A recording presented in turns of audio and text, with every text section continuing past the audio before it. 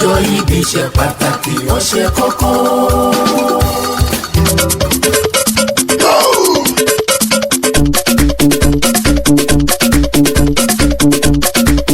iṣẹ́ aránkọ̀ ò ní pakọ̀ lára rárá. Adébámiláyọ̀ ọmọ àránṣẹ́ ọlá mo tún dé bí mo ṣe dé. mo tún dé wẹ́rẹ́wẹ́rẹ́ bí èjì alẹ́. mo dé kùtùkùtù bí èjì òwúrọ̀. mo mà ti dé pápá bí èjì ìyálẹ̀ta. mo ti ké sálára. mo ti yà lọ́dọ̀ ajérò. kódà ilé ọwọ́ ràngún àgàgàn ni mo ti ń bọ̀ yìí. mo fẹ́ sí wọn wípé kí wọ́n bá mi ká lọ sọ́kà odò. ìlú ọ̀kà àkókò. ká lọ lè gé èèyàn pàtàkì kan. ṣọjọ́ òbí lọ́jọ́ òní. ó yẹ gbéra pa kẹjẹ àjọ lọ. nílé ẹnìkan pàtàkì lọ́ọ̀dẹ ènìyàn àtàtà. ilé ìta ni mò ń lọ. ilé Mrs. Tèmítọ́pẹ́ Veronica. aya Jumbo. ọmọ wọn lọ́kà odò. nílùú ọ̀kà àkókò. jẹ́ wá kí ọ lọ lé bí wọ́n ti gbé bí ọ. ìwọ lọmọ ọ̀kà rúfẹ̀. Tèmítọ́pẹ́ o. ìwọ lọmọ alẹ́ bí oṣù. ọmọ alẹ́ bí oṣù má bora sí. aya Jumbo o. ìwọ lọmọ pàrẹ̀kọ́nà yàrá bòrè jóní. ọmọ alágogo àjílù gbèrè. ọmọ Jésù Kristi olùgbàlà. ọmọ alẹ́gẹ̀rẹ̀ nígbà ọ̀run. ilé o ọmọ ọ̀kà rúfẹ̀. jẹ́ kí n sẹ́nu po nítorí ọjọ́ mi ń bẹ níbẹ̀ ọjọ́ olóore. ikú ní bá ń bẹ lóde ni àyà fún ọ. àrùn ló bá ń bẹ lóde ni àyà fún ọ. ò ní bá wọn kú dẹrù lẹ̀. wọ́n gan ló ń jèrè àwọn ọmọ rẹ. ẹlẹ́ni ò ní gbàṣe rẹ ṣe bá mi sàmì àdúrà.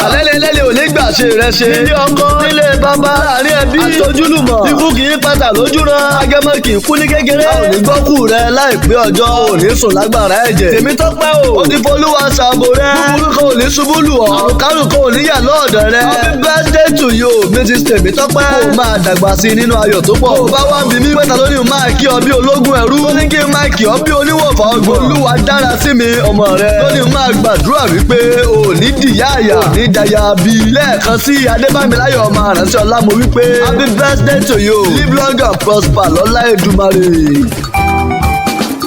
Congratulations on your birthday today.